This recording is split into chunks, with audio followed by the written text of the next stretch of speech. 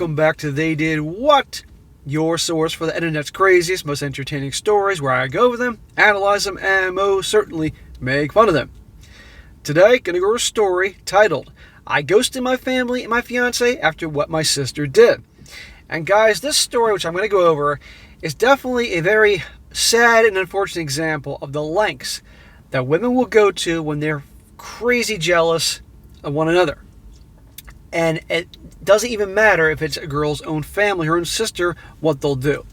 This story, guys, is about a gal. This is coming from her perspective. This is her writing the story, so we'll keep that in mind in case there's any question about certain things. Who shares a story how pretty much she was engaged to her guy. She's in her early 20s, and he was a really good guy to her and her family, even though her family's got some issues, which, quite frankly, he should have avoided like the plague, but that's how it is. And she had a great thing going with him. And they were all set to be married, but she has this one sister. She has two sisters, and the one who's older has a lot of problems with drug abuse. And it sounds like she's probably been in and out of jail a few times, a lot of criminal records, things like that, probably in and out of rehab. She's trouble. And long story short, this gal sets her up and causes a major fiasco, and you'll see what I'm talking about, that causes everybody to think that this gal writing the story would cheat on her guy, all that, and they abandoned her. Kicked her to the curb. Literally, she's on the streets, even though she didn't do anything, again, according to her. But fortunately, you'll see in this story, this gal does make it, and lo and behold, eventually it gets out that, guess what, her junkie sister set her up. They all find out about that, but guess what, it's too late, because she's no longer talking to all that. But that'd be a good one here just to show you the lengths that these venomous snakes will go to because of jealousy. It's unbelievable to me sometimes, and even me. Nothing shocks me, but even still, the lengths some of these gals will go because of pure freaking. I had a girlfriend once years ago. She and her sister there was no love lost between them, and her sister was just a piece of crap. My girlfriend at the time, back in the day, was very successful and hardworking and made something of herself, and her sister, who was given everything, it was actually her stepsister, pissed it all away and was always jealous of her and just, oh my God. So I've seen some of this in a small extent, but nothing like this. Anyhow, it starts off, says here, I need a little advice on the matter as I don't know what to do anymore. I was 21 when my fiancé asked me to marry him. Smack. Too early, fiancé. He was the absolute light of my life. We had known each other since preschool. Our families are very close. He'd come over and have dinner with us on a daily basis and vice versa. He didn't have any siblings, but I have two older sisters, which is very important as he was very close with them. We grew up together. When we started dating, I don't think our parents stopped celebrating for weeks. He helped me deal with a lot of my anxiety, and even when I gained a little weight and my mother berated me saying he was going to leave me, he told her off and said he loved me for who I was, not for what I looked like, even though he claimed I was the most beautiful girl in the world to him. He's a little too nice for me. That can get him in trouble, but regardless, he's being awfully good to her. Let's keep that in mind. The family loves this guy. We were engaged only 6 months before the incident. My middle older sister, let's call her Nikki, was a very cold person. She never showed any affection. She only ever opened up to my fiancé, as she said she saw him as a brother, and he also helped her through a lot of dark times, such as battling drug addictions and breaking the law. Okay, older sister's a piece of trash. And notice what she said here. She's very cold, and the only person she'd open up to is her fiancé. Let's remember that.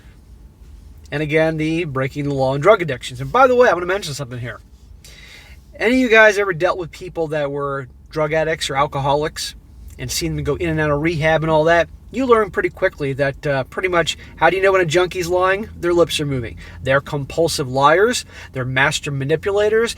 They will take advantage of any situation, and they generally rarely ever get better. And I know this firsthand dealing on someone like this in my family. So this will come back later for things I'm going to say. She and I never saw eye to eye. I loved her dearly because she was my sister, but I didn't like her as a person. Out of the blue, she tells me she wants to take me clubbing as we had never been together before, and she felt bad that she was so distant to me. I agreed. That night we went out. Clubbing wasn't really my style, but I only had a few drinks. I loosened up a little and we began having fun. Well, this is her telling the story, but this is good. I like to hear this. That girl doesn't like clubbing, which means she's not the type to be these party gal types. That night was going smoothly until Nikki spotted a guy across the room who she claimed she wanted to climb like a tree. She walked over to him, and within a few minutes he was back, and she had a sour expression on her face. I asked her what was up with it, but she never said anything. I kept pressing because I didn't want our night to be ruined, and she told me the guy didn't want her number, but he wanted mine instead. As if the sister wasn't already jealous enough, this makes it worse. I told her he was a loser, and there was plenty of guys around who killed to be with a girl like her, but she didn't budge though. Guys to kill to be with her because she's a freaking drug addict and breaking the law and all that, yeah, okay. But this is the shit girls tell each other to make them feel better. She told me she needed to use the restroom and that we would leave. I waited for over an hour, and during this time I was sipping on a lot of different cocktails. I then started feeling really dizzy and lightheaded. I figured I'd just call a cab home as I was certain Nikki had left. Already you can see gone to the bathroom for an hour, and was she like effing the bouncer? And all of a sudden the girl's drinking, and all of a sudden she's feeling dizzy. Sounds like her drink is spiked. On the way out, I bumped into a friend of Nikki's whom she had briefly dated. Oh, what a coincidence he happens to be there. He asked me if I needed a hand to my car, and I explained I was getting a cab, and he said he was getting ready to leave, and we could share one. I told him okay, and we walked out of the club together and got into the first cab we saw. I tried to find my phone in my purse, but I felt myself getting dizzier and dizzier. I don't remember what happened next as I backed out, and the next morning I woke up on a hard sofa, my head pounding. Whose hard sofa? When I came to, I realized I was in Nikki's friend's house, and my phone was sitting on the glass table in front of me, but it was flat. When he noticed I was awake, he offered some tablets and water and explained that I had passed out in the cab, and he didn't remember my parents' address, so he picked me up and took me back here, and he laid me on the sofa. Okay, seems like a nice guy trying to help her out. But let's remember, this is a friend of her sister. Her drug addict, criminal record sister. So those types usually aren't knights in shining armor unless she's using them for resources. Doesn't sound like that here. I told him I need to go home as my fiance would be worried. She should have texted her fiance immediately. He called a cab and I left. When I arrived at my parents' house, my mother, father, Nikki, and my fiance and his parents were all there standing in the living room. I thought they were worried about me, but the instant I opened my mouth, my fiance asked, how could I do this to him? I tried to explain that my phone went flat, but he then went on screaming about how I could cheat on him. I was baffled. Why would he think that? I tried to explain the night's events, but I kept getting cut off. Nikki then chimed in and said I was lying, and said, how could I be so heartless to a man who's been there for me my entire life through thick and thin? This is the sister that the drug addict, criminal record. Remember, drug addicts, how do you know when they're lying? Their lips are moving, right? Trouble. All of a sudden, let's go out and have a good time at the club, and disappeared, and all of a sudden the girl's getting dizzy. Obviously spiked drinks. Who could have been behind all this? She went on to say I kept flirting with random guys all night, and then when she went to the bathroom, she saw me leave with her friend. What a piece of something. Remember, the only guy she's ever been close to is the fiancé. I told her what happened, and she showed me photos on her phone as we were leaving. His hand was on my back, ushering me outside. Yes, the photo did look horrible, and I was so drunk that I didn't realize his hand was on my back at all. So she disappeared, had the friend there to play the hero, the white knight. Meanwhile, she's taking pictures. Set her up. Now, again, this is coming from this girl's point of view. This could be told bullshit, but I'm basing this on this being accurate.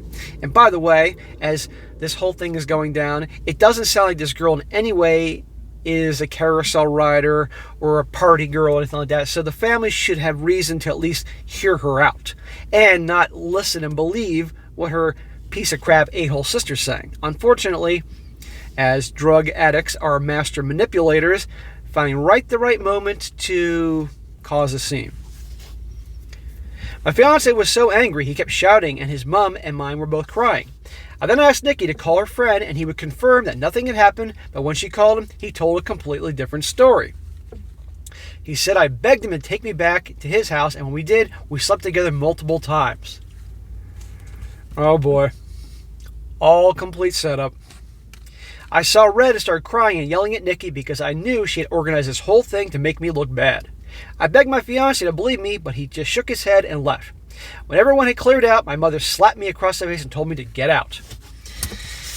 You can't blame her fiancé because, the sister, I guarantee the sister was always putting on an act in front of him, and he sees his pictures and all that, and in the heat of the moment of being emotional, would think this. But if this girl indeed has a track record of being great to him and no drama, nothing, no sign, no red flags, after the dust settles, to listen a little bit more and be very wary of this sister. Sadly, this sister is a master manipulator, and again, her track record, they decided to believe her, which is the dumbest thing possible. I left and went to a friend's house where I stayed for a few nights. During those nights, I called my fiancé crying and pleading with him to believe me that nothing happened, but it all fell on deaf ears as he never returned any of the calls or texts. My mom texted me and told me that she was kicking me out and she couldn't believe I would do such a thing, and a lot of the hurtful slurs I couldn't repeat here. What about the asshole sister? What about her track record? What about her criminal record? They kick her out? I wonder if mom is jealous of her too. She didn't even give me any time to gather my things as she threw everything out. I was now homeless. None of my family would ever take me in as they chose my fiancé and my mother's side.